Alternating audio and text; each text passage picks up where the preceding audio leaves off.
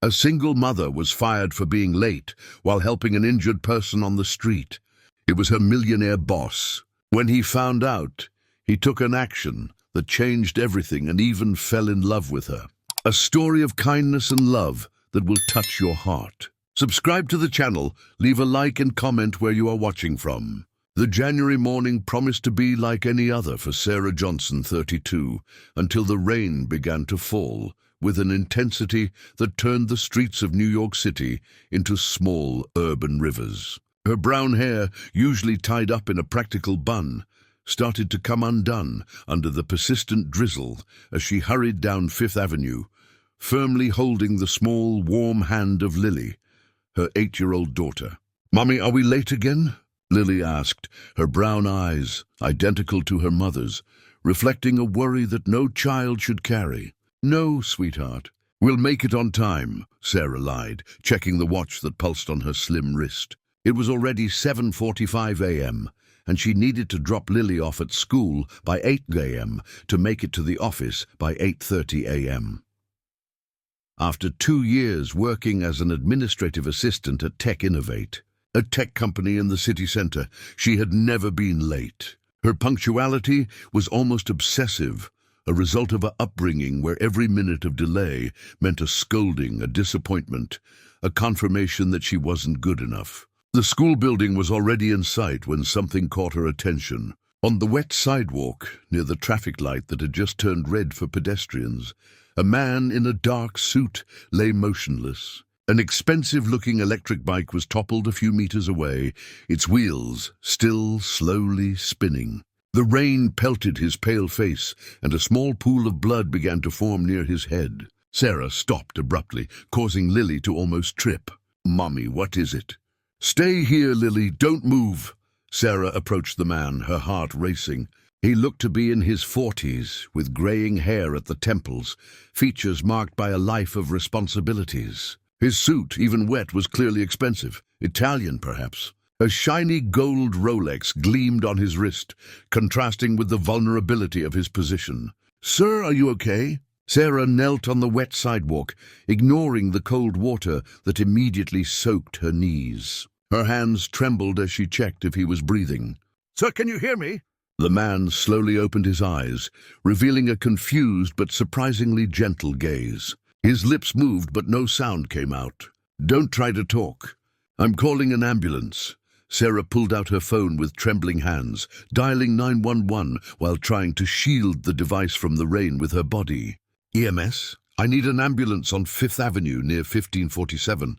There's a man down. It looks like he had a bike accident. Yes, he's conscious, but he has a head injury." While waiting for the paramedics, Sarah remained kneeling beside the stranger, one hand shielding his head from the rain and the other gently holding his hand.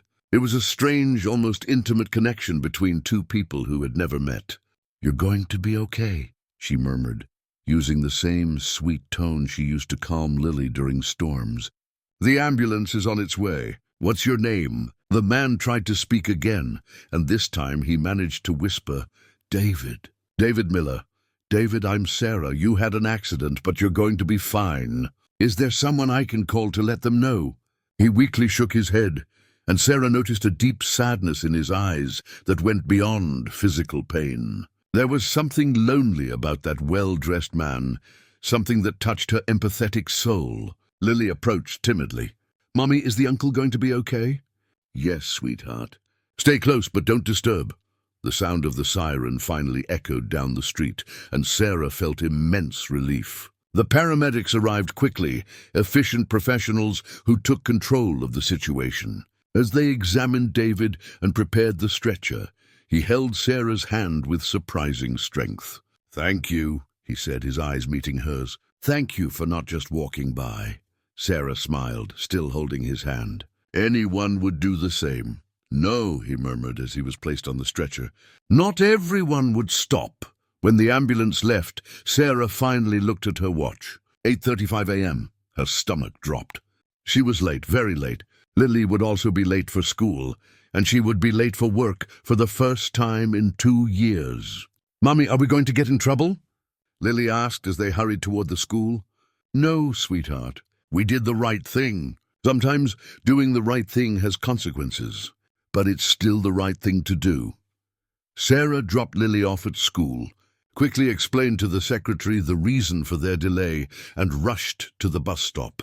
Throughout the journey to the city centre, her hands still trembled slightly. The image of David's eyes, that mix of pain and gratitude, remained etched in her mind. She arrived at the Tech Innovate building at 9:15 a.m., nearly an hour late. The mirrored glass building in the heart of New York City always intimidated her a bit. It was a different world from hers, a place where people like David moved naturally. While she always felt like a well-behaved intruder, in the elevator she tried to fix her wet hair and smooth down the blouse that had clung to her body due to the rain. Her shoes made an unpleasant noise with each step, leaving small puddles on the corridor floor. "Sarah!" The sharp voice of Mark Thompson, her supervisor, echoed through the office as she appeared. All the other employees looked up from their desks, creating that awkward silence that precedes public humiliation.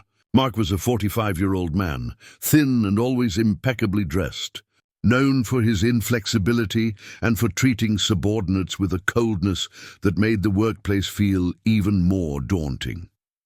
Coldness that was almost cruel. His small, piercing eyes always seemed to look for flaws, and his mouth rarely curved into anything resembling a smile. "Can we talk in my office?" he said, but it wasn't really a question. Sarah followed him down the hallway, feeling the curious and some sympathetic gazes of her colleagues. Mark's office was a reflection of his personality. Cold, obsessively organized, with no personal touch beyond a framed diploma and a photo of him receiving a Manager of the Year award. "Have a seat," he ordered, closing the door behind him. 45 minutes late, Sarah, 45 minutes. Mark, I can explain. There was an accident on the street. A man had fallen and... "I don't care," he interrupted, raising his hand. "I don't care if it was an accident, if it was traffic, or if it was an alien. A delay is a delay. In 2 years here, you built a reputation for punctuality, and today you destroyed all of that." Sarah felt tears burning in her eyes, but she forced herself not to let them fall. "Please, Mark, it was an extraordinary situation. A man was injured in the rain. I couldn't just—" "You could," he said coldly, opening a drawer in his desk. "You could and should have. It's not your responsibility to care for strangers on the street. Your responsibility is to be here, on time, doing your job." He pulled out a white envelope from the drawer, already prepared, as if he had been waiting for this moment. "Mark, please, I need this job. I have a daughter, bills to pay." "You should have thought about that before playing Mother Teresa on the street," he replied, extending the envelope. "This is your termination letter for just cause. Unexcused lateness." The words hit Sarah like a punch to the stomach. Just cause. That meant she wouldn't be entitled to unemployment insurance, wouldn't receive the severance pay, and would lose almost all her labor rights. "This is unfair, Mark. You know I'm a good employee. I've never been late before. I've never caused any problems." "Fairness is arriving on time," he replied, already getting up from his chair. "You can gather your things. Security will escort you out." Sarah took the envelope with trembling hands. Her legs felt like they couldn't support her properly. "What if I appeal? What if I sue the company?" Mark smiled for the first time in the conversation, but it was a cruel smile, devoid of any human warmth. "With what money, Sarah? And against whom?" "Against a company that has the best lawyers in the city. You signed a contract that stipulates termination for just cause in case of unexcused lateness. Read Clause 15. The room began to spin slightly around Sarah. 2 years of dedication, of always arriving 15 minutes early, of staying later when necessary, of never complaining about low salaries or lack of adequate benefits, all destroyed by a gesture of humanity. Can I at least get my things?" "Of course." 5 minutes. "The security guard is waiting outside." Sarah left the office in shock. Colleagues avoided her gaze as she gathered her few personal belongings in a cardboard box. A mug with a picture of Lily, a small cactus that tried to brighten her desk, some personal documents, and a photo from her graduation in business administration. "Sarah," whispered Claudia, the receptionist, "I'm so sorry." "This is an injustice." Sarah just nodded, not trusting her voice at that moment. The security guard, a middle-aged man with a sympathetic but professional expression, escorted her to the elevator. "It's a shame, Miss Johnson," he said softly. "You've always been polite to us." When the elevator doors closed, Sarah finally allowed the tears to fall. 28 floors down to the ground, 28 floors to try to process what had happened. Her life had changed completely in one morning. A gesture of compassion had cost her livelihood, the livelihood of her daughter. Outside, the rain continued to fall, now lighter, but enough to mix with her tears as she wandered aimlessly through the streets of New York City, carrying her small cardboard box and a completely uncertain future. 3 weeks had passed since the accident, and David Miller still felt a throbbing pain in his head whenever the weather changed. The penthouse in Brooklyn, with its 300 square meters and panoramic view of the city, had never felt so empty as during those days of forced recovery. The white walls, adorned with contemporary artworks that cost more than most people earn in a year, echoed his lonely footsteps through the marble corridors. Dr. Henry Carter, his personal physician for over a decade, had been clear about the need for complete rest. "David, you had a serious concussion. No work for at least a month. Your brain needs to recover fully." But it wasn't just the physical pain that bothered him. During the long hours of silence, forced to stay away from the offices of Tech Innovate, the company he had built from scratch, and that now employed over 200 people, David couldn't stop thinking about the woman who had saved him, Sarah. The name echoed in his mind like a gentle melody.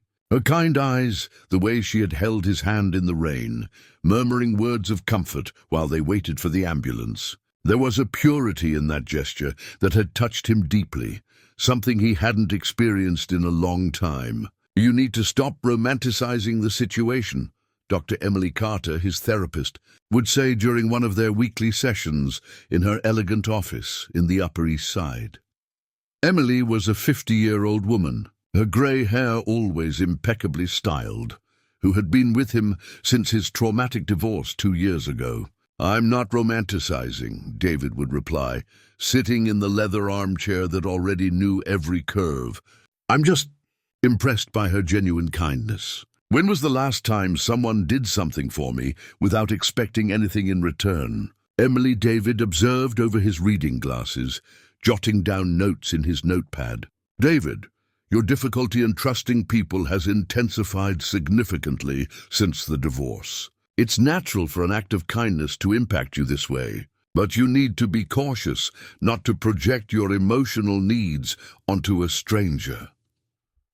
The divorce. Just thinking about Veronica still caused a tightness in his chest. 15 years of marriage shattered when he discovered she was cheating on him with his best friend and business partner. The legal battle had been brutal, exposed in the media, with her trying to claim half of everything he had built. In the end, David kept the company but lost faith in humanity and in himself. "Maybe that's exactly what I need," David murmured, looking out the office window at the frantic movement of Times Square. "Someone who doesn't know who I am, who doesn't want anything from me." It was a grey Tuesday when David finally returned to the office.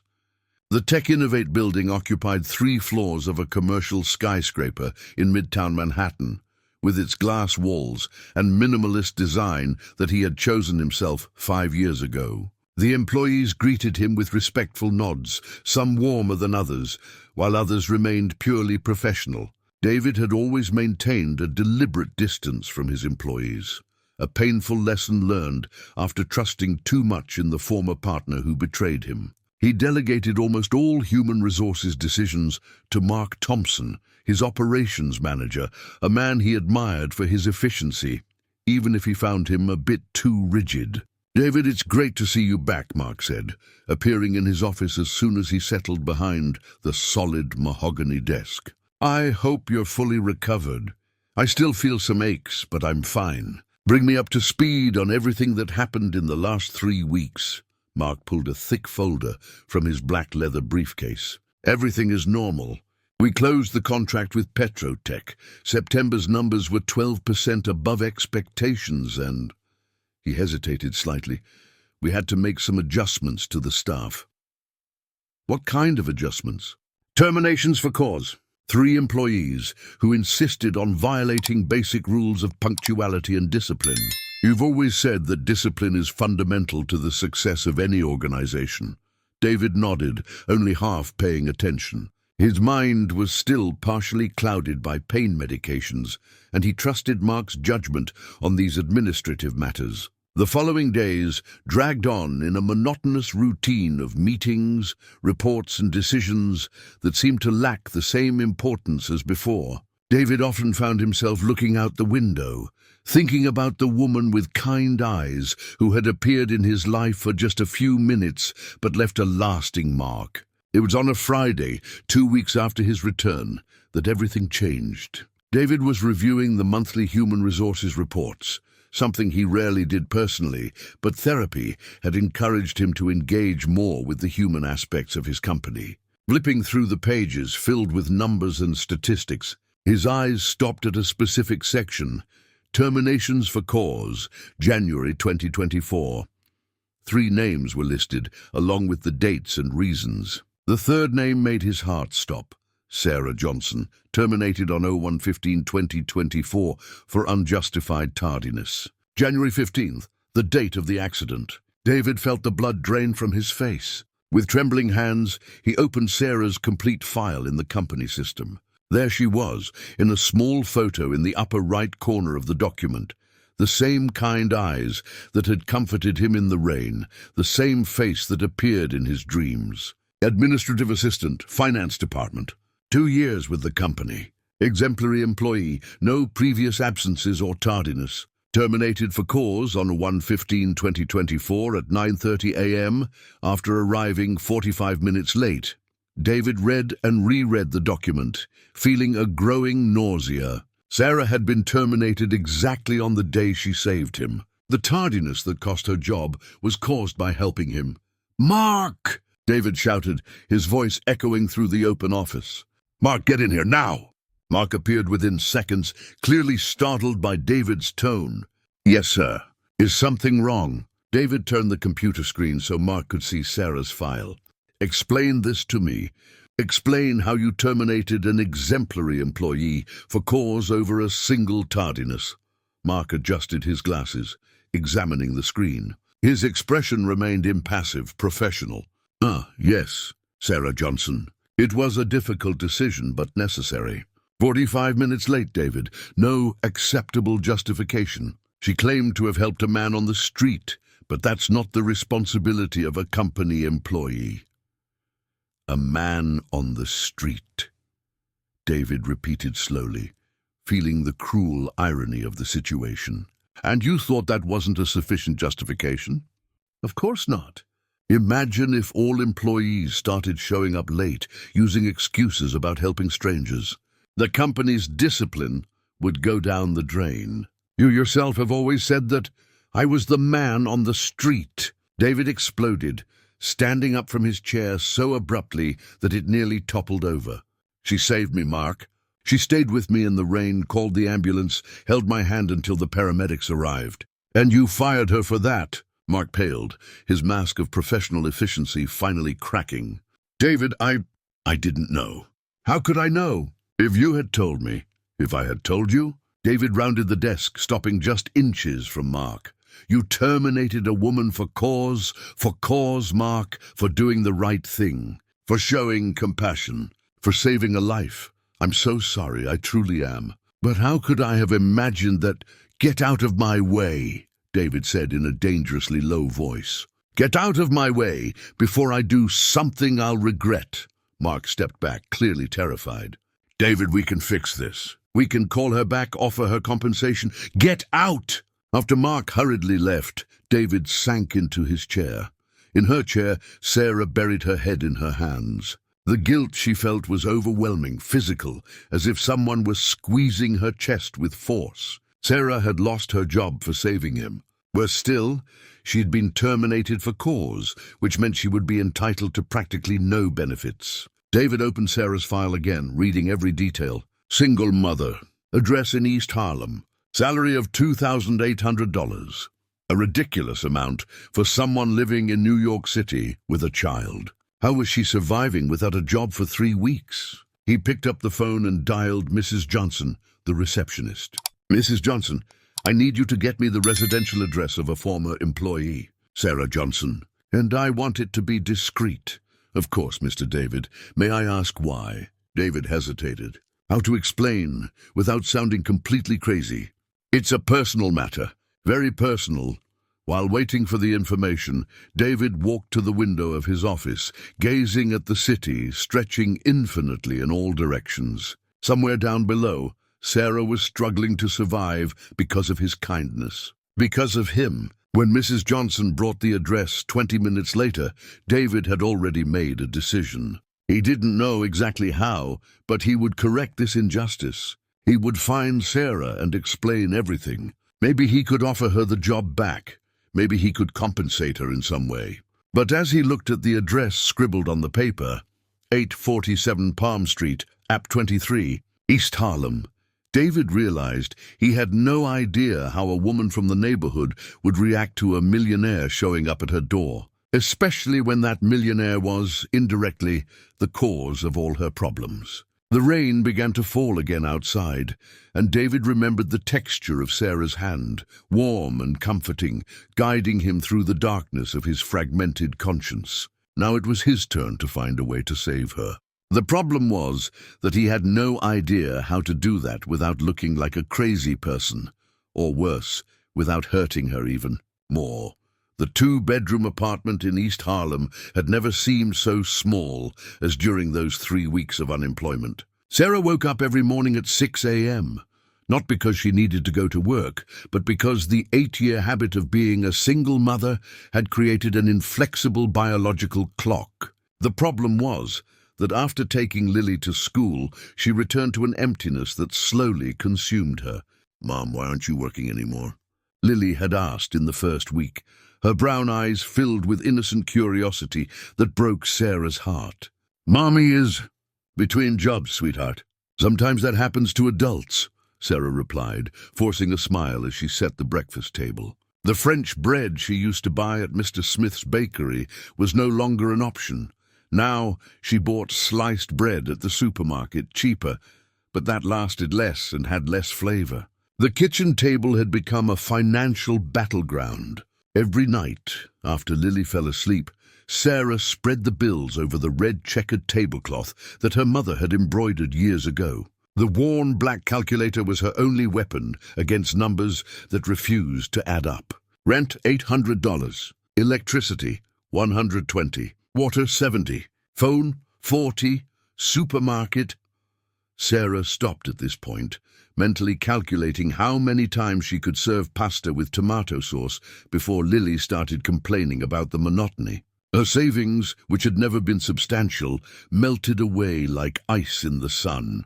She had managed to save $2,000 over 2 years, an amount that seemed substantial when she had a job, but now proved insufficient for more than 2 months of basic expenses.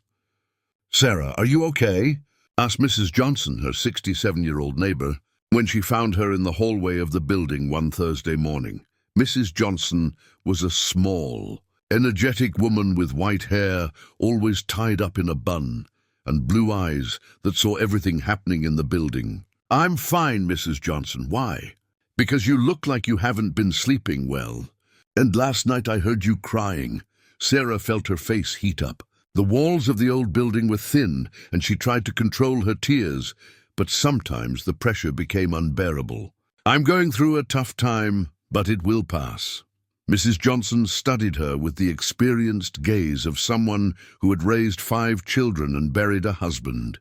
"You lost your job, didn't you?" Sarah nodded, not trusting her voice. "My grandson needs private math lessons," Mrs. Johnson said after a moment. "I can't pay much, but if you accept $20 per lesson twice a week, it was charity disguised as a favor." And they both knew it. But Sarah also knew that Mrs. Johnson was trying to help without hurting her pride. "I accept." "Thank you." The private lessons with Kevin, a 12-year-old boy, became a double relief, $40 a week, that helped stretch the budget, and 2 hours in which Sarah could focus on something other than her worries. Kevin was a smart but inattentive boy, the child of parents who worked all day and left his education to his grandparents. "And Sarah," he said during the second lesson as they tried to solve proportion problems, "why do you seem sad?" The question caught Sarah off guard. "I'm not sad, Kevin, just worried about some things. My grandma said you lost your job. Is it really bad not to have a job?" Sarah stopped writing, the pencil hovering over the notebook. How to explain to a child the anguish of waking up every day, not knowing how she would pay the bills next month. How to describe the humiliation of having to decline an invitation to a friend's birthday because she had no money for either a gift or transportation. "It's too complicated, Kevin. When you grow up, you have to work to having money to buy food, pay for the house, those things. When you don't have a job, it gets tough. But you'll find another one, right?" "I will," Sarah said, trying to convince herself as much as the boy. "Of course I will." But the reality was much harsher than her optimistic response suggested. Sarah had sent resumes to over 50 companies in the first 2 weeks. The responses, when they came, were always negative or silent. When she managed to get an interview, which happened only 3 times, she always faced the same obstacles. "I see here that you are a single mother," said the HR manager of a cosmetics company, a blonde woman in her 40s with perfectly painted red nails. "Do you have someone to take care of your daughter when she gets sick?" "I have a support network, yes," Sarah lied. In fact, since her mother had passed away 3 years ago, she had relied on the kindness of neighbors and the school administration for emergencies. "And what if we need overtime, weekends?" "I can manage depending on the notice." The woman jotted something down on paper, her expression making it clear that the answer did not please her. "We'll review your profile and get back to you." Sarah knew they wouldn't reach out. It was always like this. In the second interview, at an accounting firm downtown, the questioning was even more direct. "Sarah, I'm going to be frank with you," said the manager, a balding man in his 50s with a prominent belly. "Single mothers tend to miss work more, leave early, have more personal problems that affect their job. It's a statistical reality. Sir, in 2 years at my previous company, I never missed work for personal reasons. I was never late, never, but you were fired for cause due to tardiness, right?" He interrupted, consulting a sheet of paper. "How do you explain that?" Sarah felt her blood boil. "It was an extraordinary situation. I helped someone who had an accident." "Look at that," he said, leaning back in his chair with a condescending smile. "You're already making excuses. It's exactly this kind of behavior that concerns us." Sarah left that interview wanting to scream. Outside, she stopped at a cafe, a luxury she could no longer afford, but she needed a few minutes to compose herself, and called Carla, her younger sister. "Carla, I need to vent to someone." "Hey, sis, what's wrong now?" Carla's voice sounded impatient, distracted. In the background, Sarah could hear the sound of the television and children's voices. "This job search is turning into a nightmare. People seem to think that being a single mother is synonymous with being a problematic employee." "Sarah," Carla sighed, "don't you think you're being a bit dramatic? Maybe the problem isn't just others, you know?" "What do you mean?" "You've always been very proud, sis. Since you were little, you never accept help from anyone, always want to do everything on your own. Maybe if you were more flexible. With men, you wouldn't be in this situation." Sarah felt as if she had been slapped. "Flexible how, Carla?" "Oh, Sarah, don't play dumb. You're beautiful, smart. You could have remarried, had someone to share the responsibilities. But no, you prefer to play the independent warrior."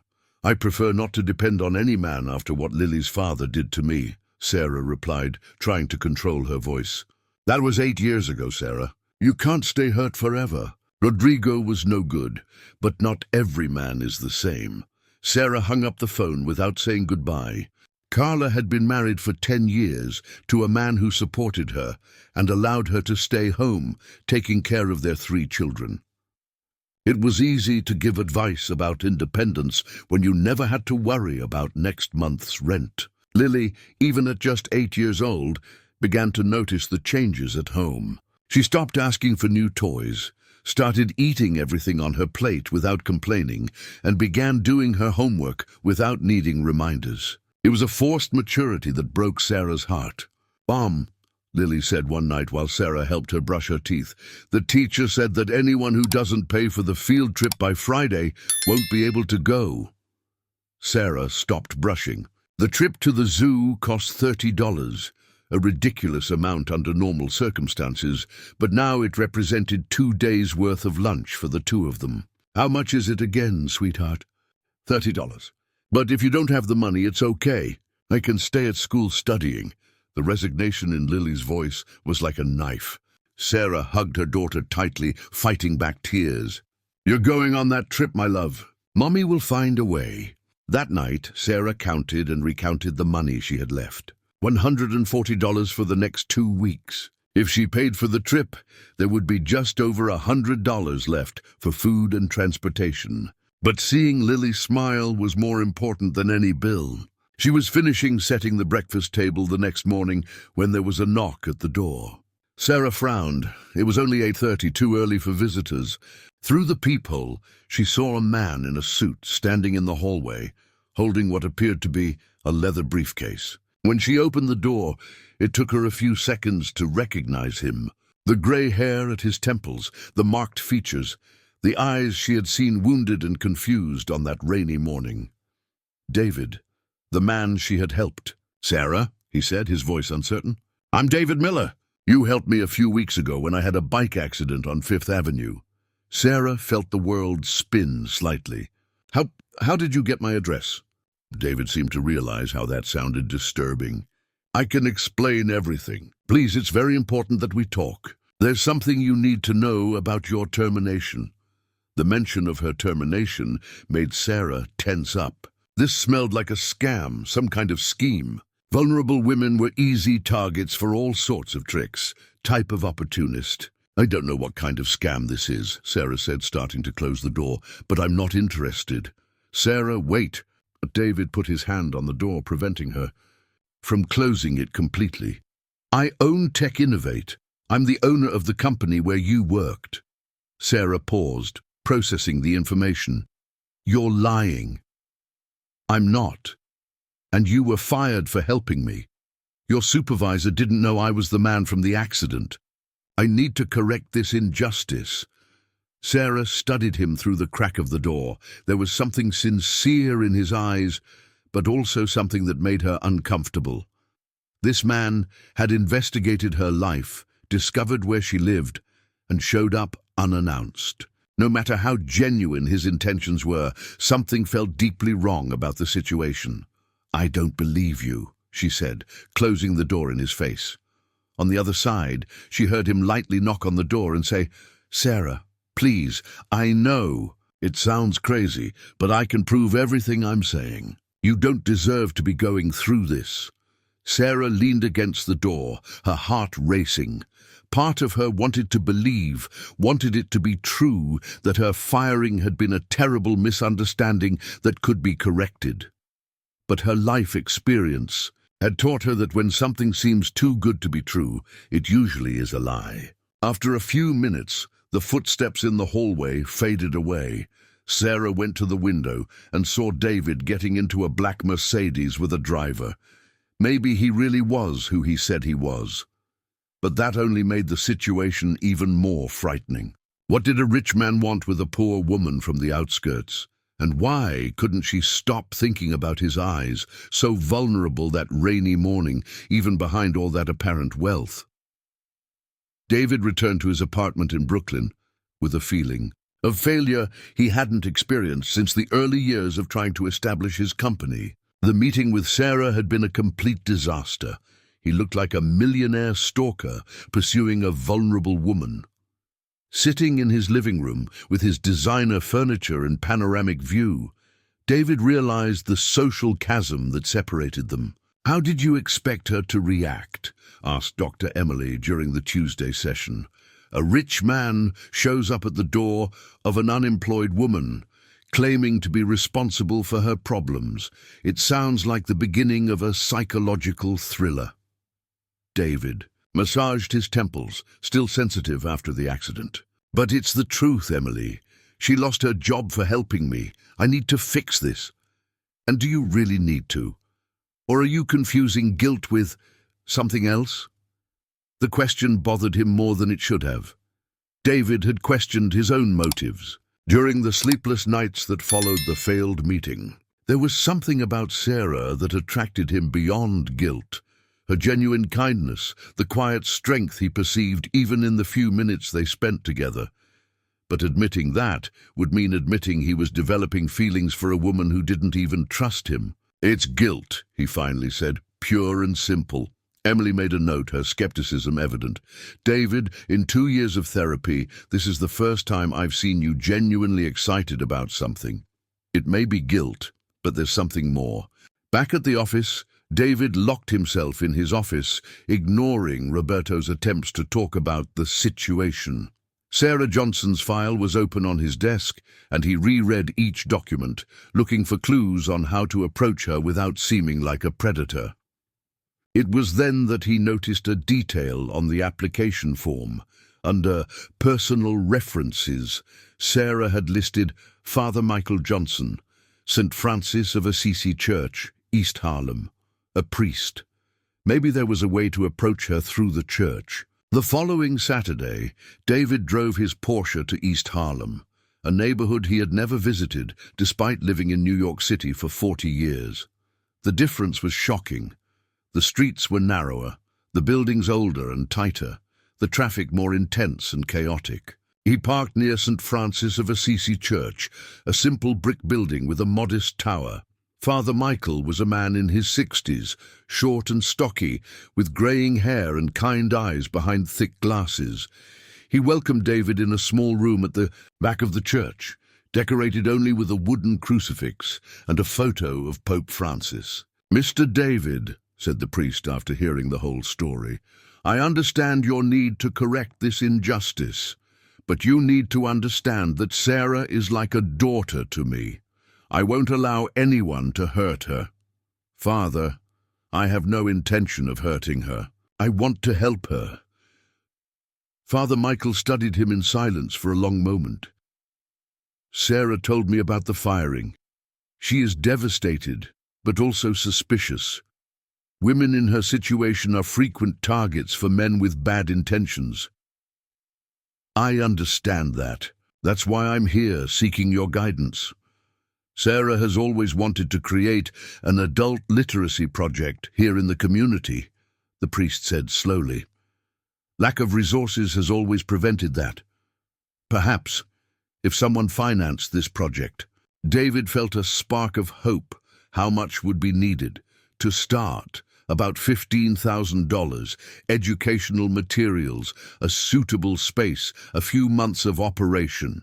"Consider it done, but I want her to coordinate the project, and I want the offer to come from the church, not from me." Father Michael smiled for the first time in the conversation. "You are smarter than I imagined, but remember, if your intentions are not pure, you will have to deal with me." As David organized the strategy through the church, Sarah faced her own emotional battle. Lily had returned radiant from the field trip to the zoo, recounting details of every animal she saw, but her daughter's joy only intensified Sarah's guilt. The $30 for the trip had forced a week of rice with eggs and plain pasta. "Mum," Lily said one night, watching Sarah count coins, "are you okay?" "I am, love. Why do you ask?" "You keep counting money every night, and you cry when you think I can't see." Sarah stopped counting the coins, feeling her heart tighten. "Mommy is just a little worried about some adult things, but it will pass. Julia from my class said that when her mom was like this, it was because they didn't have money. Is that it?" The brutal honesty of the question left Sarah speechless. How do you protect a child from reality without lying to her? "Sometimes adults go through tough times," Sarah said carefully, "but you don't need to worry about that. It's Mommy's job to figure it out. Can I help in any way? Sarah hugged Lily, fighting back tears. You already helped me by being the wonderful girl you are. It was in that moment of vulnerability that Jessica chose to make one of her unexpected visits. She arrived on a Thursday afternoon, carrying expensive shopping bags and wearing clothes that cost more than Sarah's monthly budget. Wow, sis, Jessica said, looking around the small apartment. The situation is worse than I imagined. Thanks for your sensitivity, Jessica. I'm not being insensitive, I'm being realistic. Jessica sat on the couch, crossing her legs. Her nails were perfectly done, her hair freshly cut at an expensive salon. You can't keep being this stubborn. What stubbornness? This refusal to accept help. Michael, referring to her husband, said he could get you a position at his company. Of course, it would be a more modest position than you're used to, but it's better than nothing. Sarah knew the kind of modest position her brother-in-law would offer, something that would make her dependency and inferiority clear. Thanks, but I'd rather find something on my own. Jessica rolled her eyes. Sarah, for God's sake, you have a daughter to support. It's not the time for pride. It's not pride, Jessica, it's dignity. Dignity doesn't pay bills, sister. Jessica opened her expensive purse and pulled out an envelope. I brought $500 for you. I know it's not much, but I can't accept it. Why not? Because you'll throw it in my face later, just like you did when you lent money for Lily's college tuition. Jessica turned red. I never threw anything in your face. Good thing I helped you, or where would you be? Sarah mimicked her sister's voice. You should be more grateful. That's not how you treat family, that helps. I was just. You were reminding me of my dependency, just like you're doing now. The argument was interrupted by Lily's arrival from school. The girl greeted her, aunt politely, but Sarah noticed how her eyes were fixed on the expensive shopping bags. Aunt Jessica brought gifts? Lily asked with the typical innocence of her age. Jessica looked at Sarah, a cruel smile on her lips. I brought money for your mum, but she doesn't want to accept it. Jessica, Sarah said sharply. Why not, Mum? Lily asked, confused. Because sometimes accepting help comes with a very high price, Sarah replied, looking directly at Jessica. After her sister left, Sarah felt even more isolated. The attempt to manipulate through Lily had been cruel but effective. Now the girl would question why they lived with so little when family could help. It was the following Sunday, during Mass at St. Francis of Assisi Church, that Father Michael made an announcement that would change everything. Brothers and sisters, he said from the pulpit, our community has received a blessing. An anonymous benefactor has donated resources for us to create an adult literacy project. We are looking for someone from our community to coordinate this project. Sarah felt her heart race. It was exactly the kind of job she had always dreamed of, using her education to help others, working with a purpose beyond mere survival. After Mass, she approached the priest. Father Michael, about the literacy project. Oh, Sarah, he smiled. I was hoping you would show interest. I know it's something you've always wanted to do. But Father, I don't have formal experience in education. You have something better, you have heart. And you have the experience of having studied at night while raising Lily. You know the challenges these adults will face. What would the salary be? Sarah asked, trying not to sound desperate. $2,500 to start. If the project goes well, we can increase it. Sarah felt tears of relief burning her eyes. It wasn't much, but it would be enough to cover basic bills while she looked for something better. When can I start? Next week. But Sarah, the priest held her arm, I want you to know that this benefactor has one condition. They want to closely monitor the project's development. They won't interfere with your work, but they would like to be present at the planning meetings. Who are they? Father Michael hesitated.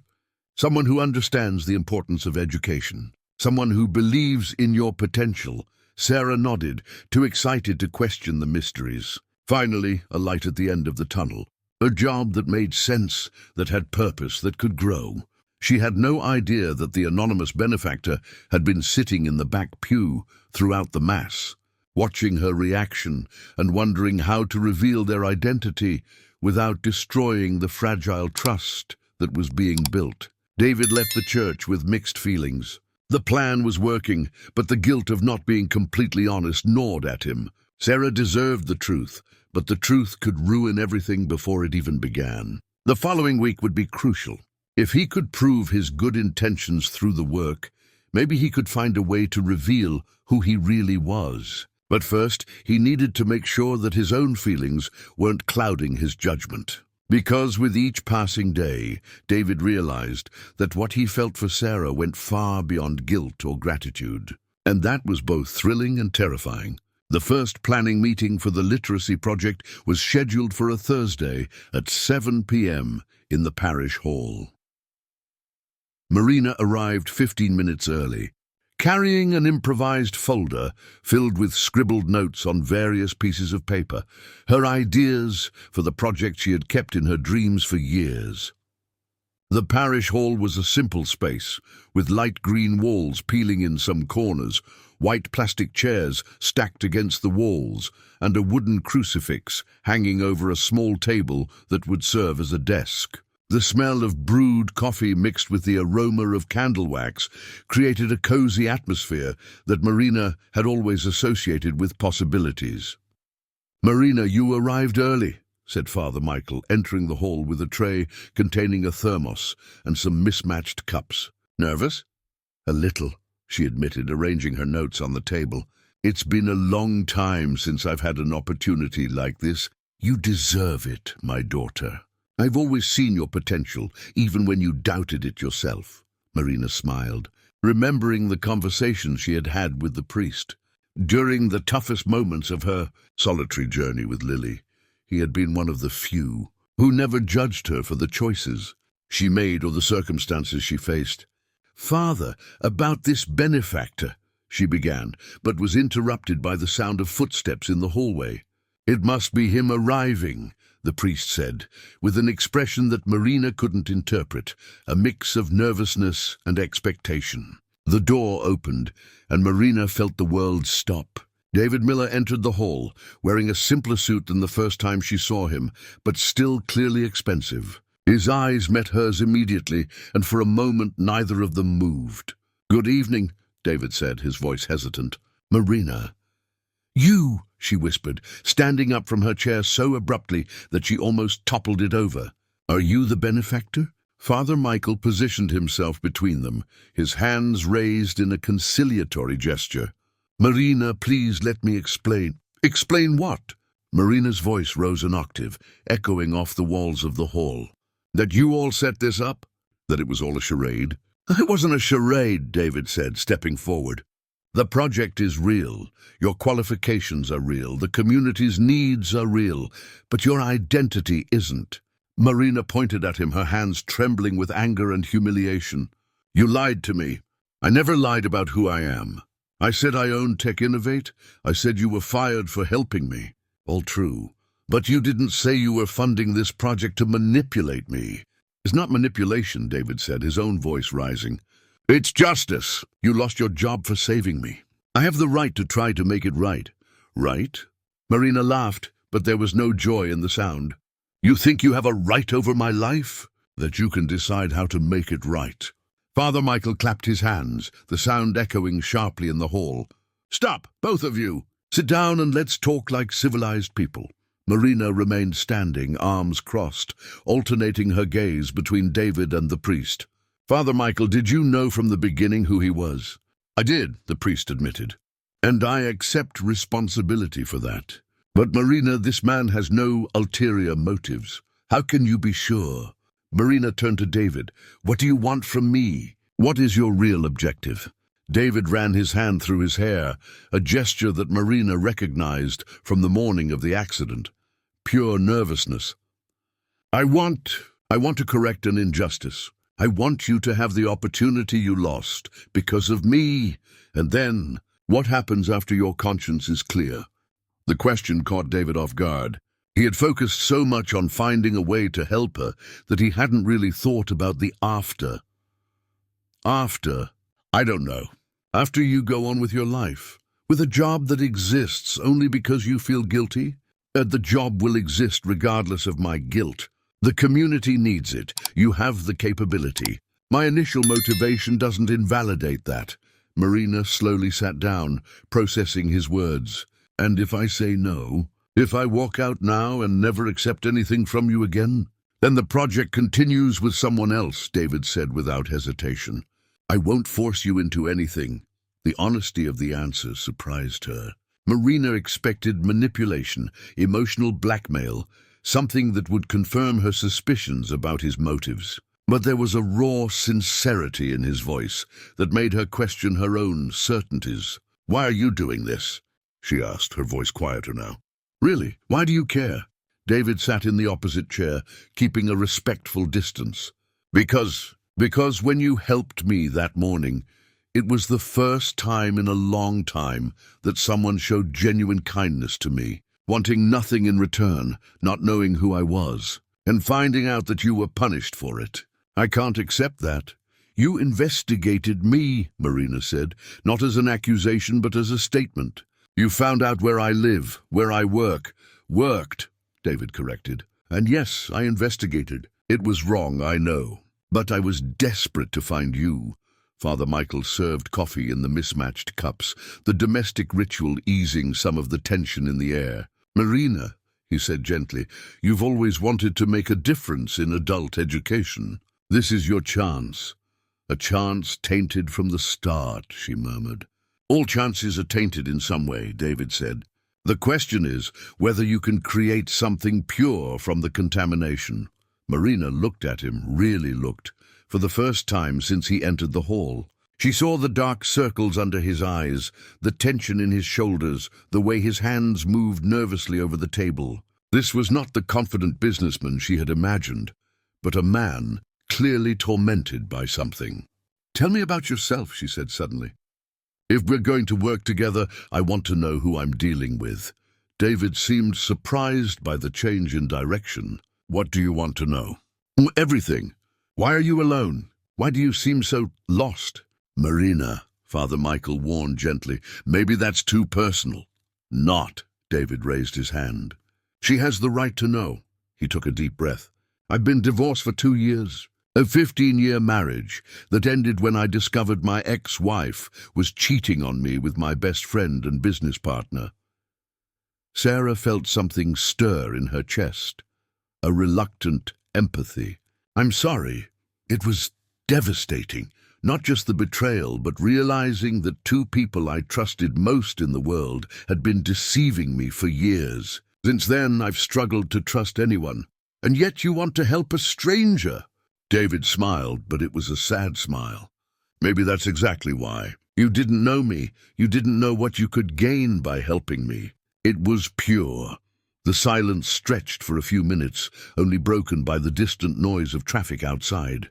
Sarah battled her own nature, the part of her that always suspected motives, that always expected the worst from people, especially powerful men. If I agree, she finally said, I have conditions. David straightened in his chair.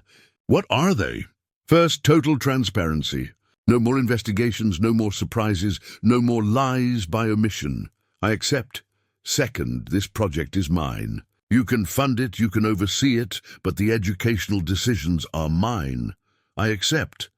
Third, when the project is running, when the community no longer needs your money, you step back. No drama, no demands. David hesitated at this. And what if? What if by then we find out we work well together? A bridge we'll cross when we get to it, Sarah replied, but something in her voice softened slightly.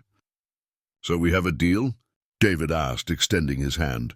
Sarah looked at the outstretched hand for a long moment. It was a decision that could change her life for better or worse. She thought of Lily, of the mounting bills, of the humiliating interviews she had faced. She also thought of the vulnerable man who had held her hand in the rain, so different from the powerful businessman sitting in front of her now. She extended her hand and shook his. "We have a deal." The handshake lasted a little longer than necessary, and both felt the electricity of the contact. There was something there, a connection that went beyond guilt and gratitude, something they both recognized but weren't ready to name. "Well," said Father Michael, smiling for the first time that night, "now that we've settled this, how about we start planning how we're going to transform lives through education?" For the rest of the night, they worked together, their personalities surprisingly complementing each other. Sarah brought passion and practical knowledge of the community's needs, while David brought business perspective and resources. Father Michael mediated when their different approaches created tension. "We need at least 20 students for the first class," Sarah explained, scribbling numbers on a piece of paper. "Adults who work during the day, so classes would have to be in the evening. How many times a week?" David asked. "Twice would be ideal. More than that is too heavy for those who work. Less doesn't provide adequate continuity." David was calculating on an expensive laptop. 20 students twice a week teaching materials. "How much are we talking about per month?" "About $3,000, including everything," Sarah replied. "That's less than I spend on wine in a month," David murmured, not thinking. Sarah stared at him. "It must be nice to have that kind of problem." David blushed, realizing how the comment sounded insensitive. "I'm sorry. Sometimes I forget that you live in a different world than ours," Sarah completed. "It's good to remember. It will help you understand your students." "Our students," David corrected. Sarah looked at him, surprised by the correction. "Our students," she repeated, and for the first time that night smiled genuinely at him. When they said goodbye at the church dorm, it was already past 10 p.m. The night was clear, and the stars were visible despite the city's light pollution. "Sarah," David said as she was walking away, "thank you for giving me a chance." "Don't thank me yet," she replied, turning to face him. "Prove that you deserve it."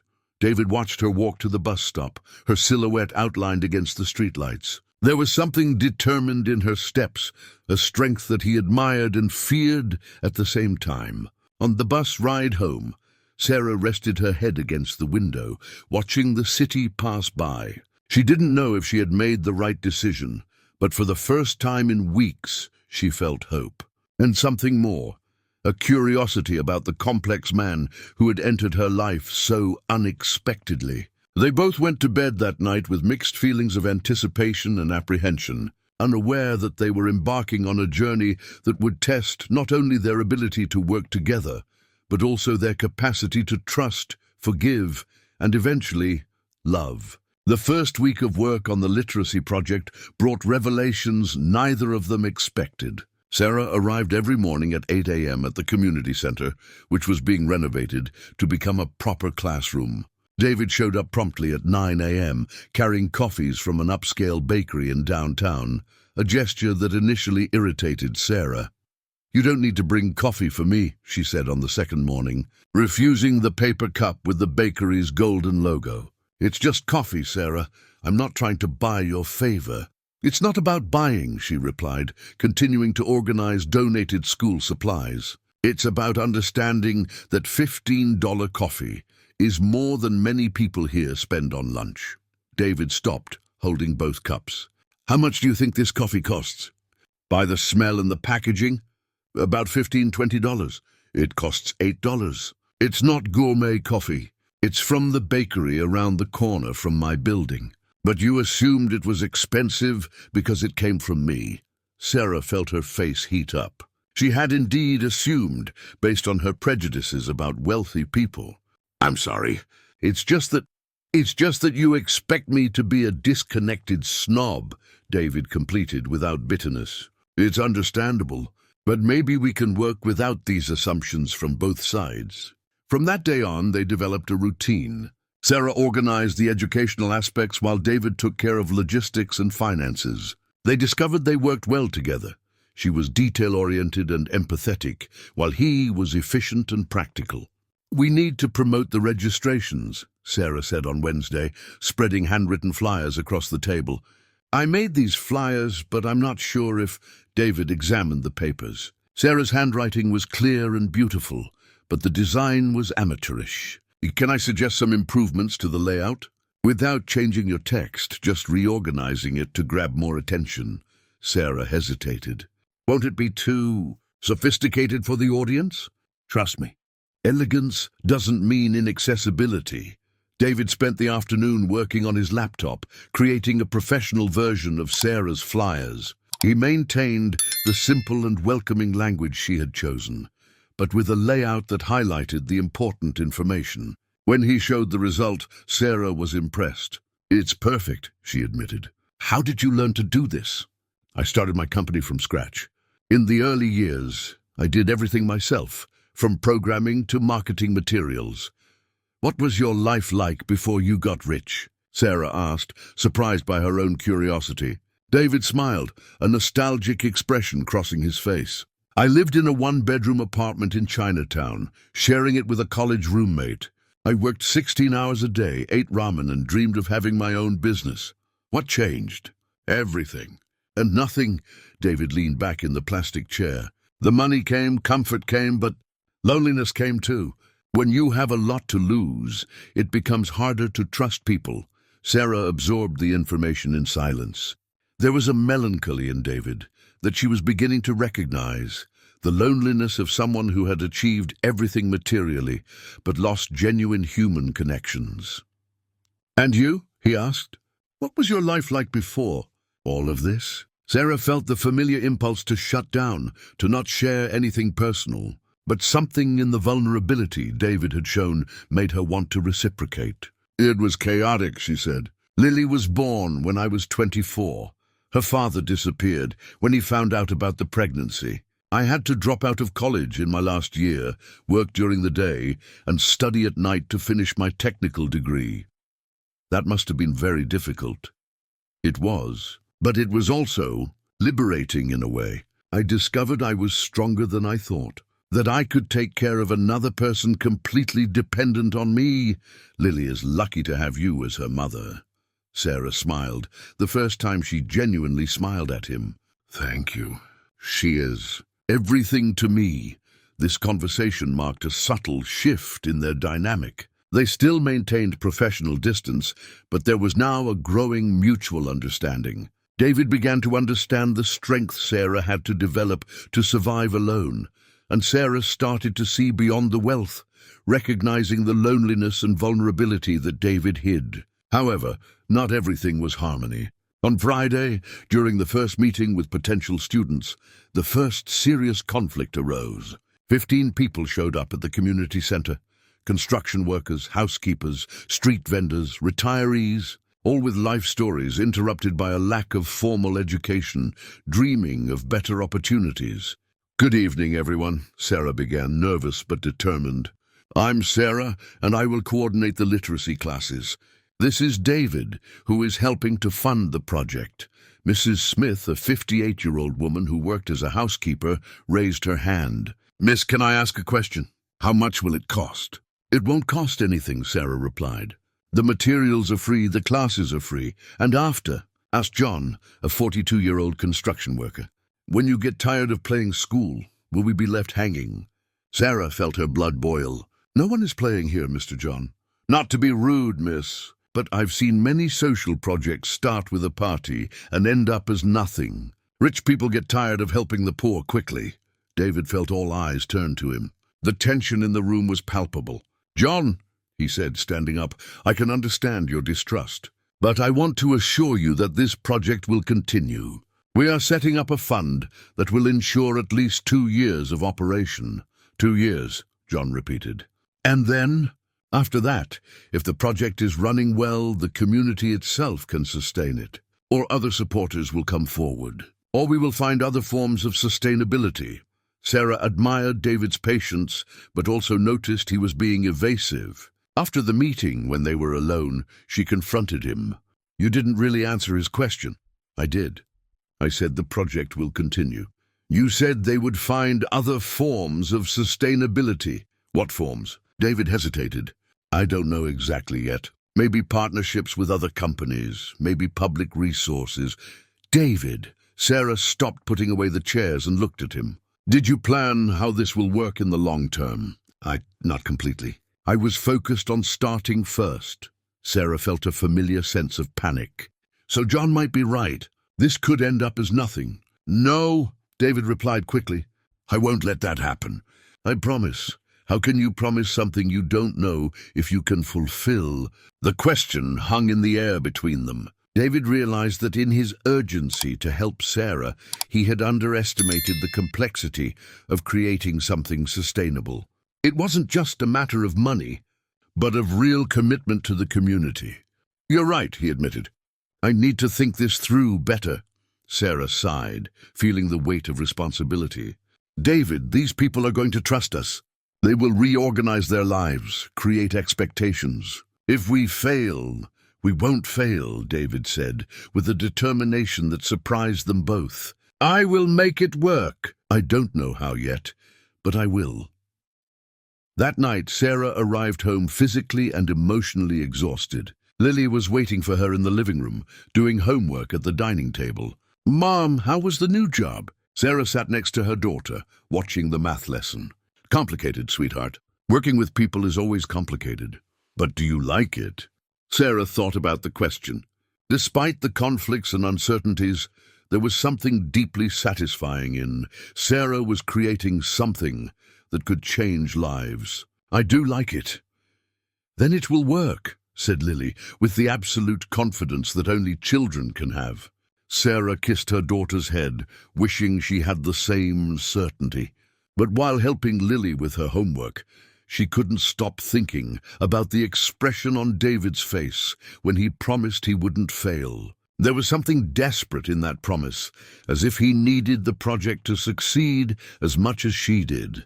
On the other side of the city, David was working late in his apartment, researching sustainability models for social projects, looking for ways to ensure that his promise could be fulfilled. For the first time in years, something in his life seemed more important than profits and business growth.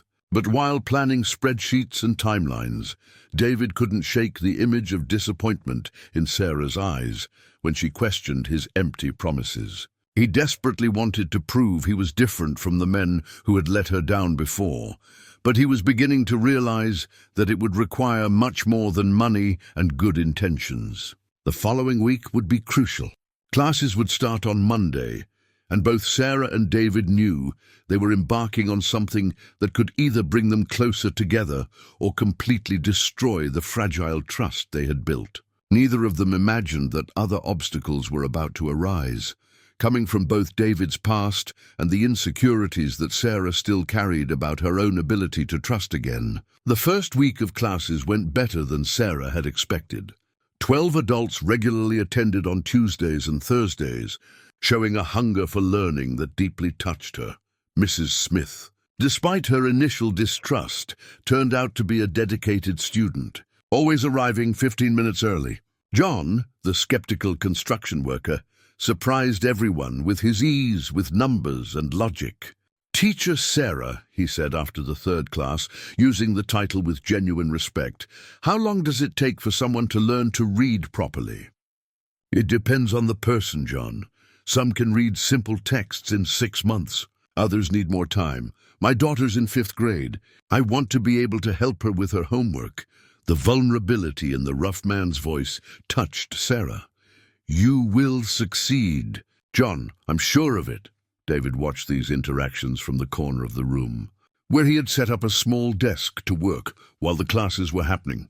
Initially, Sarah questioned his constant presence, but he argued that he needed to understand the project in order to expand it in the future. The truth, which he didn't admit even to himself, was that he enjoyed watching Sarah teach. There was something mesmerizing about how she transformed in the classroom. The nervous and distrustful woman he had known became confident, patient, and inspiring. Her eyes sparkled when a student managed to form their first complete word. Her hands animatedly gestured when she explained basic math concepts. You are falling for her, Dr. Emily said during the Thursday session. David nearly choked on his coffee. Don't be ridiculous. I'm helping to correct an injustice. David, in 10 years of therapy, this is the first time you've talked about a woman with such enthusiasm. You describe every gesture of hers, every word, every expression. I'm just impressed by her dedication to the project. Emily watched him over her glasses. And her? Does she show any interest in you? No, David replied quickly. She barely trusts me as a work partner. And even if she did, it would be inappropriate. She's vulnerable, needing the work. Ah, so you've already thought about the possibility. David fell silent, realizing he had fallen into the therapist's trap. The truth was, yes, he had thought about it. More than he should have, more than was prudent. But Sarah had made her conditions clear from the beginning. When the project no longer needed him, he would step away. It was a constant reminder that any feelings he might develop had an expiration date. While David dealt with his emotional issues in therapy, Sarah faced sabotage at home. Jessica had become a constant presence, showing up at the apartment unannounced, always with venomous comments about Sarah's new situation. "Sister, are you sure this man doesn't have ulterior motives?" Jessica asked one Friday afternoon, sitting on the small sofa in the living room while watching Sarah prepare materials for the upcoming classes. "What kind of ulterior motives?" "Sarah, for God's sake. A rich, divorced man shows up out of nowhere wanting to help you. Wake up! It's not out of nowhere. I helped him when he had an accident, and now he wants to help you back." Jessica made air quotes. "Men like him don't do anything for free, especially for women like you, women like me. Beautiful, alone, vulnerable. You're the perfect type to be a bored man's fun." Sarah stopped organizing the papers, feeling the familiar anger rise in her chest. "Jessica, it's not about that. It's about work, about education, about making a difference. You've always been too naive, sis. You think everyone has good intentions like you. And you've always been too cynical. You think everyone has bad motives." Jessica stood up, pacing the small room. "I'm not cynical, I'm realistic. And the reality is that men like David Miller don't genuinely care about women like Sarah Johnson. Unless it's for one thing. That's ridiculous. Our relationship is strictly professional." Jessica laughed, a cruel sound. "Sis, you're working at night in a community center in the outskirts. Why does he need to be there? Why doesn't a man who runs a company just transfer the money and let you run the project alone?" The question hit Sarah like a punch in the stomach because it echoed her own secret doubts. Why did David insist on following everything so closely? Why did he seem genuinely interested in every detail of the project, in every student's progress? "Because he wants to make sure the investment is being well spent," Sarah replied, but her voice sounded uncertain even to herself. "Sure," Jessica said sarcastically. "And I'm Giselle Bündchen." After Jessica left, Sarah felt restless for the rest of the night. Her sister's words had planted seeds of doubt that she tried to ignore, but they grew with every moment of silence. In the following Tuesday class, she found herself watching David more closely, looking for signs that Jessica might be right. David, in turn, immediately noticed the change in Sarah's behavior. She was more formal, more distant, avoiding conversations that weren't strictly about the project. "Sarah," he said after class when they were alone tidying up the room, "is something wrong? You seem different." "Different how?" "More defensive, like I did something wrong." Sarah hesitated, part of her wanting to confront him directly, part wanting to keep the professional peace. "David, can I ask you a personal question?" "Sure. Why do you come to all the classes?" "Why not just fund the project and let me handle it alone?" The question caught David off guard. How could he explain that he enjoyed being there, that he felt more alive in that simple classroom than in his luxurious office? How could he admit that her presence had become necessary for his well-being? "I want to make sure everything is running smoothly," he said, repeating the same answer Sarah had given Jessica. "But you don't need to be here for that. You could receive reports, look at spreadsheet." "You don't want me to come?" David asked, and there was something vulnerable in his voice that made Sarah hesitate. "It's not that. It's just that people are talking." "What people?" "Talking about what?" Sarah sighed. "My sister thinks you have Other interests. Beyond the project. David felt his blood heat. Other interests? What kind of other interests? You know what kind. The silence stretched between them, heavy with tension. David fought the impulse to vehemently deny it, because how could he deny something that, in a way, was true? He was interested in Sarah not just professionally, not just out of guilt. But there was a difference between interest and exploitation. Sarah, he finally said, I can assure you that my intentions are honorable. I'm not here to take advantage of you in any way. Then why are you here? Really? David looked at her, struggling between honesty and self-preservation. Because I feel useful here. Because I haven't done something that really matters in a long time. Because... He hesitated. Because I like the person I am when I'm here. The raw honesty of the answer disarmed Sarah. It wasn't what she expected to hear. It was neither denial nor admission of romantic interest. It was something more complex, more real. And what about me? She asked, her voice almost a whisper. Do you feel anything about me? David studied her for a long moment, seeing the vulnerability behind the question. I feel admiration, he said carefully. I feel gratitude. I feel connection. But Sarah, even if I felt more than that, I wouldn't act on those feelings. You made it clear that our partnership is temporary and professional. And what if it weren't temporary? What if I changed my mind about that? The question surprised them both.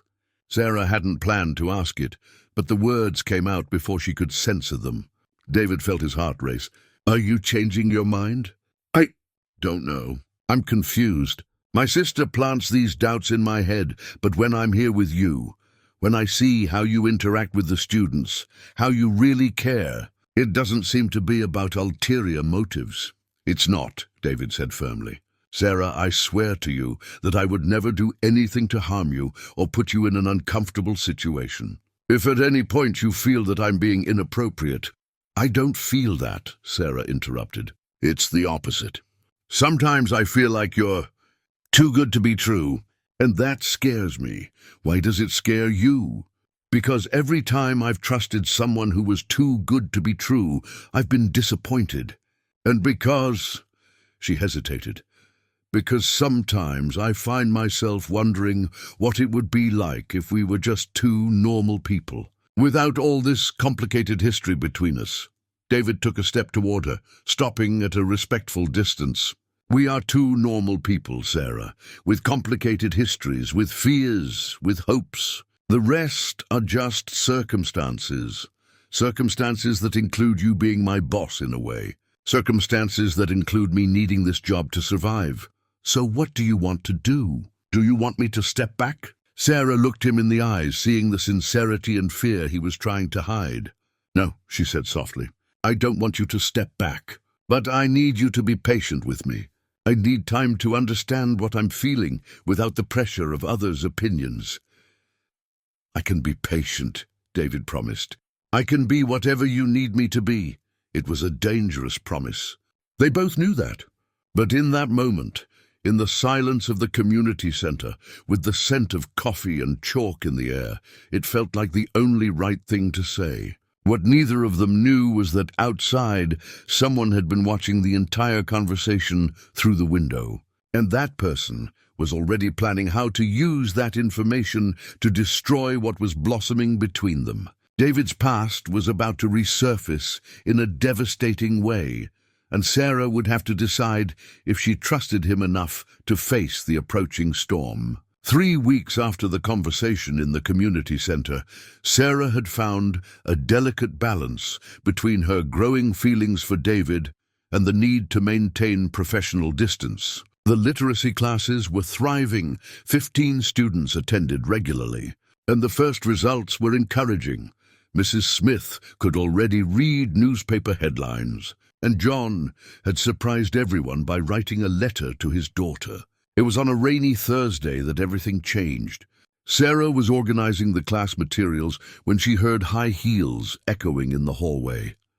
The church. It wasn't a common sound in that environment, and she looked up curious. The woman who appeared at the door of the community center was everything Sarah had imagined would be the opposite of herself. Tall, slender, with perfectly styled blonde hair cascading in waves over her shoulders. She wore a camel trench coat that cost more than Sarah's annual salary, and her red nails were flawless. She had the kind of polished beauty that only money can buy or maintain. "You must be Sarah," the woman said with a smile that didn't reach her eyes. Her voice had a slight accent that Sarah couldn't identify, perhaps from Brazil, maybe acquired from travels abroad. "Yes, that's me. How can I help you?" "I'm Veronica Miller. Ex-Miller, technically." The woman entered the community center as if she owned the place, her eyes scanning every detail with an expression that mixed curiosity and disdain. "David's ex-wife," Sarah felt her stomach drop. "Oh, I know you must be wondering what I'm doing here." Veronica approached the table where Sarah was organizing teaching materials, picking up a literacy workbook and flipping through it disinterestedly. "It's touching, really. David always had this tendency towards charity projects." "We're not a charity project," Sarah said, trying to keep her voice steady. "Aren't we?" Veronica raised a perfectly arched eyebrow. "An unemployed woman from the outskirts, a social project funded by my ex-husband." "How would you classify that?" Sarah felt her face heat up. "As a job, as education, as something that makes a difference in people's lives." "Of course it does." Veronica placed the workbook back on the table with exaggerated care. "Especially in your life, I imagine. It must be very convenient to have found such a generous benefactor. Mrs. Miller, Veronica, please. After all, we're almost friends, aren't we? We share the same interest." In David, the comment was like a slap. Sarah straightened her shoulders, forcing herself to maintain her composure. "I don't know what you're talking about." "Oh, Sarah," Veronica laughed, a melodious and cruel sound. "Can I call you Sarah? Do you really think I wouldn't do my research before coming here? I know exactly what's going on, and what is going on in your opinion." Veronica sat down in one of the plastic chairs, crossing her legs with studied elegance. "My ex-husband, a man traumatized by our divorce, finds a vulnerable woman who helped him in a moment of weakness. He convinces himself it's guilt, when in reality it's emotional neediness. She convinces herself it's love, when in fact it's opportunism. You don't know me to make that kind of judgment." "I know the type," Veronica said casually. "Women who see rich men as salvation. I don't blame them, really. It's understandable." Sarah took a deep breath, fighting the urge to scream or cry. "Why are you here, Veronica? What do you want?" "I want to save you two from a terrible mistake." Veronica opened her Hermes bag and took out a manila envelope. "David is a complex man, Sarah, generous but also obsessive. When he fixates on something or someone, he can become intense." "What are you talking about?" "Do you know he investigated you before showing up at your door?" Veronica placed the envelope on the table. "He has photos of you, your daughter, information about your habits, your schedules." Sarah felt her blood run cold. "That's not true. It's all there. A complete report from the private investigator he hired. David knows where you shop, what time you take your daughter to school, what your financial struggles are. He knows details about your life that you wouldn't imagine anyone would know." With trembling hands, Sarah opened the envelope. The first pages were typewritten reports with information about her routine, her finances, even speculations about her love life. There were photos of her leaving the apartment, walking with Lily, waiting at the bus stop. This is stalking," Sarah whispered. "It's obsession," Veronica corrected. "David did the same thing to me in the last months of our marriage. When he suspected infidelity, he followed me, investigated every move I made. That's how he found out about the affair." Sarah flipped through more pages, feeling a growing nausea. There was information about her neighbors, about Lily's school, even about Father Michael. "Why are you showing me this?" "Because I know what it's like to be the object of David's fixation. It can start as gratitude, but it evolves into something much more disturbing. He will want to control your life, Sarah. He will want to be your savior, your provider, your only source of security. And you're doing this out of kindness?" Veronica laughed again. "I'm doing this because I still love my ex-husband, despite everything. And because I know that this fantasy you two are building will destroy you both. David can't love normally, Sarah. He needs to be needed, indispensable. It's like a drug for him. Sarah closed the envelope, her hands trembling. What do you want from me? To end this before it becomes more complicated. To accept a sum of money, enough for you and your daughter to move away, start over somewhere else. Away from David. Are you trying to buy me off? I'm trying to save you. And him too. Veronica stood up, smoothing her coat. Think about what I said, Sarah. Research David's past. Find out how he treated the pretty employees at the company before me. Discover why our marriage really ended. I thought it was because you cheated on him. Veronica stopped at the door, her smile turning into something darker. I did cheat on him, yes. But have you ever wondered why? Why would a woman cheat on a rich, successful, seemingly perfect man? Sarah didn't answer, but her expression showed reluctant curiosity. David is possessive, Sarah, controlling. At first it seems like protection, care, but gradually it turns into a prison. Veronica turned completely, leaning against the doorframe. He chose my clothes, decided who I could go out with, monitored my calls, always with the excuse that he loved me too much. She wanted to protect me. That doesn't justify betrayal. It doesn't justify it, but it explains it. When you feel suffocated, you search for air wherever you can find it. Veronica sighed. Ryan was just freedom. Someone who saw me as a person, not as an object to possess. Sarah absorbed the information in silence. Part of her wanted to dismiss it all as manipulation from a bitter ex-wife. But the photos in the envelope, the detailed reports about her life, it was too real to ignore. Think about what I said, Veronica repeated, walking toward the exit. And remember, men like David don't change. They just find new ways to exert control. After Veronica left, Sarah was alone in the community center, the envelope in her hands, feeling as heavy as lead. When David arrived 20 minutes later, bringing the usual coffee and smiling at seeing her, Sarah felt a mix of anger and confusion that left her almost nauseated. "Hi," he said, immediately noticing something was wrong. "Is something wrong?" Sarah lifted the envelope. "Your ex-wife was here." The smile vanished from David's face as if it had been erased. "Veronica, what did she want?" "To show me this." Sarah threw the envelope onto the table. "Care to explain why you have a complete dossier on my life?" David paled, recognizing the envelope. "Sarah, I can explain." "Can you? Then explain why you investigated me as if I were a criminal. Explain why you have photos of me and my daughter. Explain why you know details about my life that I never told you. I was trying to understand how to help you in the best way." Liar. Sarah stood up, walking to the window to distance herself from him. "This," she pointed to the envelope, "is not about help. It's about control. It's about power." David felt the world crumble around him. He had imagined 1,000 ways Veronica might try to sabotage his life, but he never thought she would use his own actions against him. "Sarah, I know it looks bad, but you need to understand the context. What context justifies stalking?" "It wasn't stalking. I was desperate to find you, to correct the injustice that had been done. I wanted to make sure that any help I offered was appropriate, necessary. Photographing my daughter, investigating my neighbors." Sarah turned to face him, tears of anger shining in her eyes. "David, this is sick. I know it was excessive. I know it was wrong. But Sarah, you need to understand that I would never, ever use this information to hurt you. How can I be sure of that? How can I trust you after discovering you've lied to me from day one?" David took a step toward her, stopping when Sarah backed away. "I didn't lie. I never lied about my feelings, about my intentions. Your intentions to control me, to turn me into another one of your projects? That's not it. Sarah, you know that's not it. You saw how I am with the students, how I am with you. I don't know anything about you anymore." Sarah shouted, her voice echoing off the walls of the community center.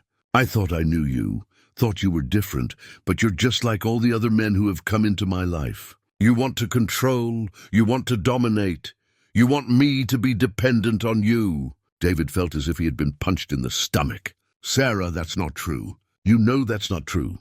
"Do I? How can I know?" You investigated me for weeks before showing up at my door.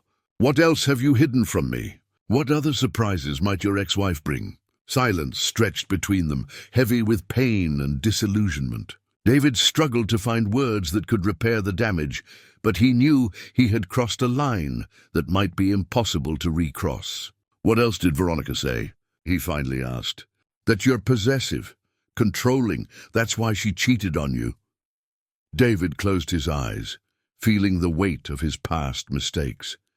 And do you believe her? I don't know what to believe anymore. Sarah sat heavily in a chair. But I know I can't keep working with someone I don't trust. Sarah, please, no. She raised her hand, interrupting him. It's over, David. The project, our partnership, everything. It's over. And the students? And the project we've worked so hard to build. We'll find another way. But not with you. David felt his world completely collapse. In just a few weeks, he had found purpose, connection, maybe even love. And now he was losing it all because of decisions he had made in moments of desperation and vulnerability. Sarah, he said, his voice almost a whisper, I know I made mistakes. I know I violated your privacy in an unacceptable way. But you have to believe that I never wanted to hurt you. The road to hell is paved with good intentions, Sarah replied, not looking at him. Go away, David, and don't come back. David stood still for a long moment, wanting to say more, wanting to fight for her trust. But he recognized the determination in her voice, the way her shoulders stiffened. It was the same determination that had sustained her as a single mother, that had led her to help him in the rain, even at the risk of being late for work. I will transfer the necessary funds to keep the project running for 2 years, he finally said, directly to the church's account. You won't have to deal with me for anything. Sarah didn't respond. And Sarah, I'm so sorry, truly. After he left, Sarah remained alone in the community center for over an hour, crying tears that mixed anger, disillusionment, and a pain she didn't want to admit. She had begun to believe that David was different, that maybe she could trust again. The discovery that he had invaded her privacy so systematically was more than a betrayal of trust. It was a confirmation of her worst fears about unequal power relationships. When she finally got home, Lily immediately noticed something was wrong. Mom, have you been crying? Sarah hugged her daughter, breathing in the familiar scent of children's shampoo and crayons. Adaptações, Isabella. Lily, Dona Rosa, Mrs. Smith, Eduardo Mendes, David Miller, Veronica Mendes, Veronica Miller. Just a little, sweetheart. Why? Sometimes adults disappoint each other. Was it Uncle David? The simple question hit Sarah like a knife. Lily had mentioned David a few times, always fondly, asking when she would meet the man who was helping her mother teach others. Yes, sweetheart. Did he do something very bad? Sarah hesitated. How to explain to an 8-year-old the complexities of betrayed trust, questionable intentions, power and vulnerability. He wasn't completely honest with me. Lily processed the information with the seriousness that only children can apply to adult matters. But he's not our friend anymore. I don't know, Lily. I just don't know.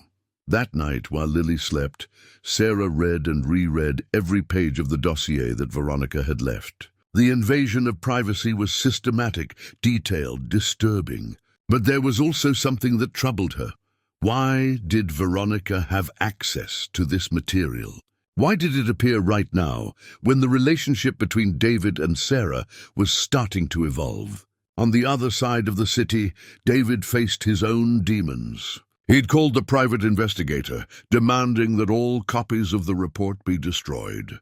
He had transferred $50,000 to the church's account, enough to keep the project running for years. And now he sat in his empty apartment, staring at the possibility that he had ruined the best thing that had happened to him in years. You need to tell the whole truth, said Dr. Emily, during an emergency session that David had scheduled for the next day.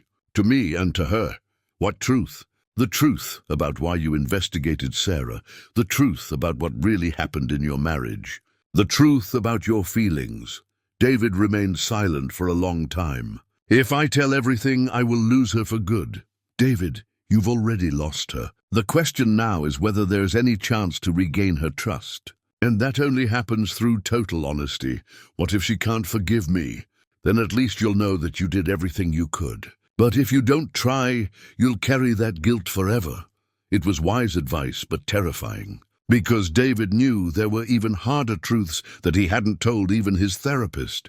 Truths about his obsession with control, about his inability to trust, about the terrible fear of abandonment that led him to possessive behaviors. And the scariest truth of all, that he was in love with Sarah in a way he had never experienced before, and that losing her was revealing depths of pain he didn't know he possessed.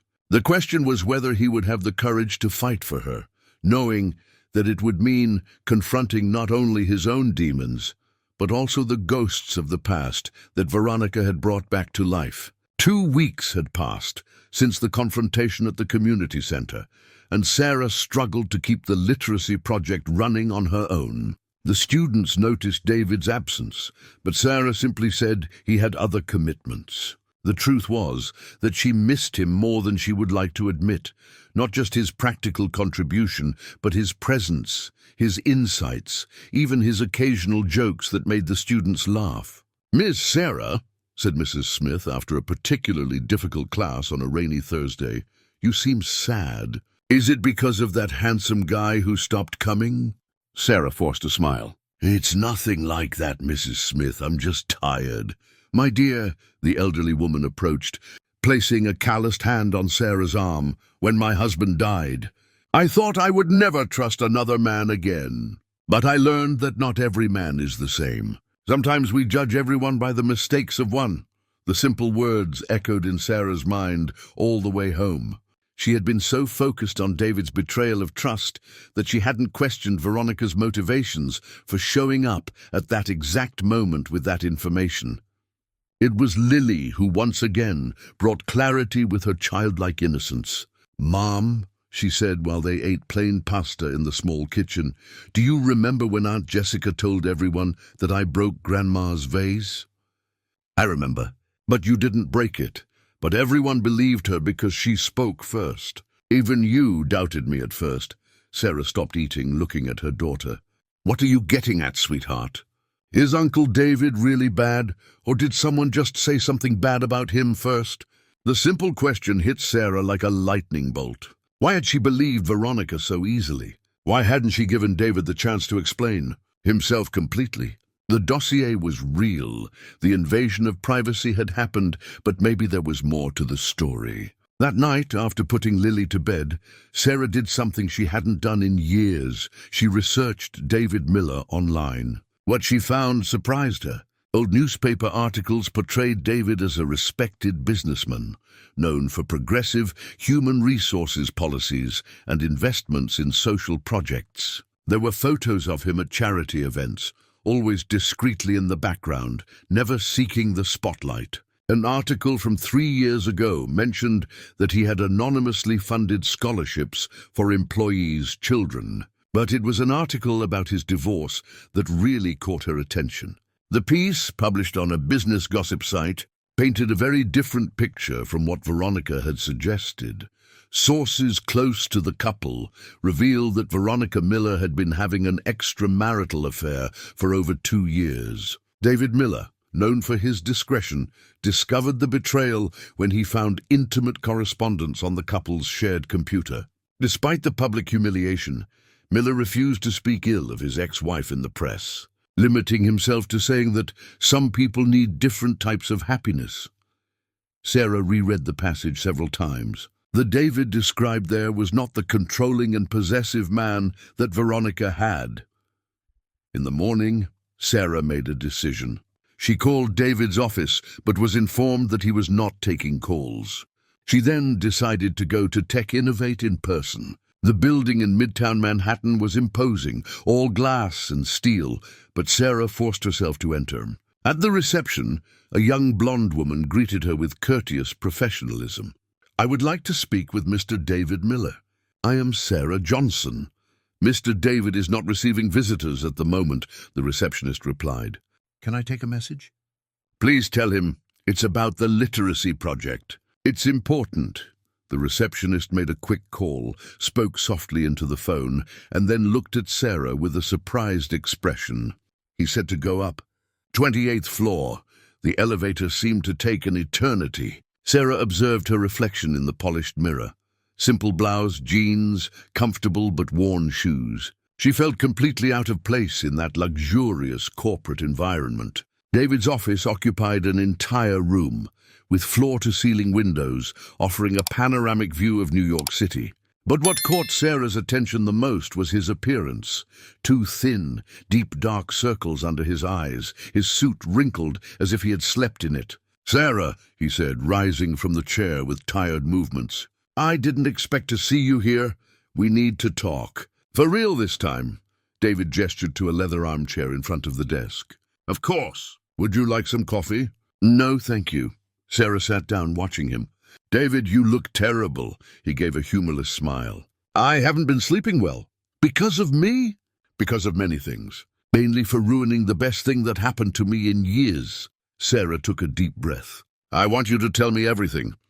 From the beginning. Why did you investigate me? What was your real plan?" David leaned back in his chair, running his hands over his face. "There was no plan, Sarah. There was desperation." "Explain." "When I found out you had been fired for helping me, I panicked. The guilt was unbearable. But there was also something more. You had touched me in a way I didn't understand. Your kindness, your purity. I couldn't stop thinking about you. So you investigated me. I hired a private investigator to find you, initially. But when he brought the detailed report, I should have stopped there. I should have destroyed everything. But I kept reading, trying to understand who you were, how I could help you without seeming like a creep." Sarah remained silent, allowing him to continue. "The truth is I was obsessed, yes, but not in the way Veronica suggested. I was obsessed with correcting an injustice, proving that there was still goodness in the world. And maybe I was obsessed with you. And what about your marriage? Veronica said you were controlling." David laughed bitterly. "Veronica has a very creative relationship with the truth. I was the one being controlled, Sarah. She dictated where we went, who we associated with, how I should behave in public. When I started questioning that, she said I was being possessive, and about investigating her. That's true. In the last months of the marriage, I knew something was wrong. She was coming home late, lying about where she had been, receiving calls that she would hang up when I got close. Yes, I investigated her. And I discovered the betrayal." David looked directly at Sarah. "It was wrong, I know, but I was desperate to understand why my marriage was falling apart." Sarah processed the information. "David, why didn't you tell me this before? Why did you let Veronica plant those doubts?" "Because I was afraid that if you knew the whole truth about me, my mistakes, my obsession with control, my inability to trust, you would run away even faster. And now?" "Why are you telling me now?" David stood up, walking to the window. "Because losing you made me realize that I prefer to have the truth between us, even if it means losing you for good, than to live a lie." Sarah stood up as well, moving closer to him. "David, look at me." He turned and she saw unshed tears in his eyes. "I researched you last night," she said. "I read about the divorce, your social projects, how you treat your employees. Veronica's version doesn't match what I found. Sarah, I'm still hurt by the invasion of privacy. I'm still scared by the difference between our worlds, but," she hesitated, "but I am also in love with you. And that terrifies me."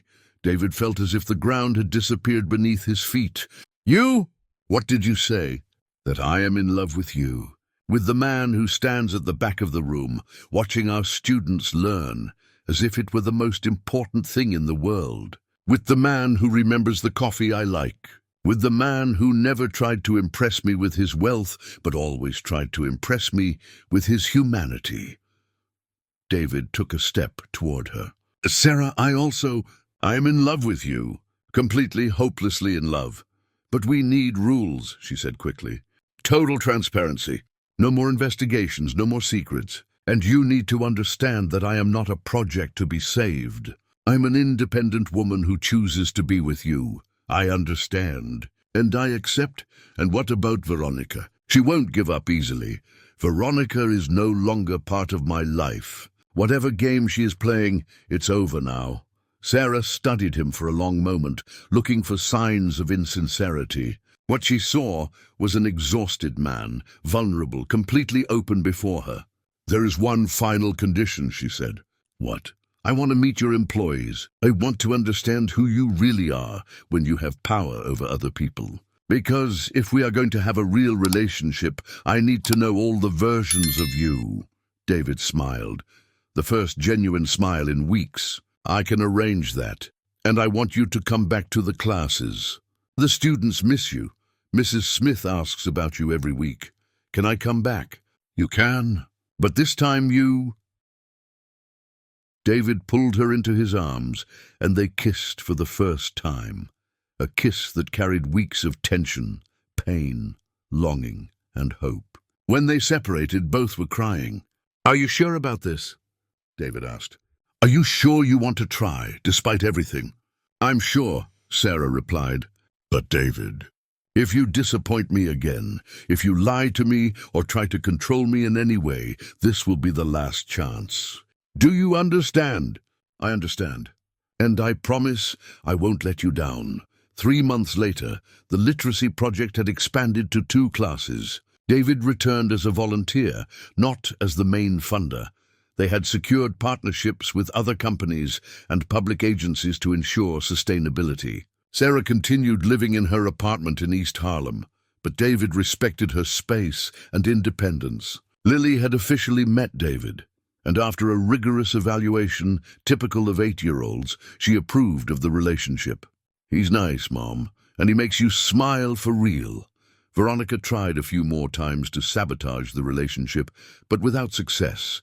David had learned to set firm boundaries, and Sarah had learned to trust her own perception of people. Do you think we're an unlikely couple? Sarah asked one night as they walked along Fifth Avenue, the same place where they met. We are, David admitted. But sometimes the best things in life are unexpected. And don't you miss your old life? The sophisticated women, the fancy events? David stopped, turning to face her. Sarah, that life was empty. You gave me purpose. Not just through the project, but by showing me what it means to love someone, not for what they can give me, but for who they are. And who am I? You are the strongest woman I've ever met. You're brave, compassionate, stubborn, he smiled, and absolutely beautiful when you're mad at me. Sarah laughed, pulling him by the hand. Come on, Lily's waiting for us for dinner, and you promised to help her with the science project. As they walked together through the illuminated streets of New York City, they both reflected on the journey that had brought them here. A rainy morning, a gesture of kindness, a series of misunderstandings and painful revelations, all culminating in something neither of them had expected to find: true love, built on foundations of honesty, mutual respect, and the understanding that the best things in life sometimes come disguised as complications. A year later, on the same rainy January morning they met, they returned to Fifth Avenue. But this time, when they saw someone in need of help on the sidewalk, they stopped together. And when they got to work together, no one was punished for an act of compassion. On the reception wall of Tech Innovate, the sign still read, "Small gestures can change entire lives." But now David knew that real change requires more than gestures.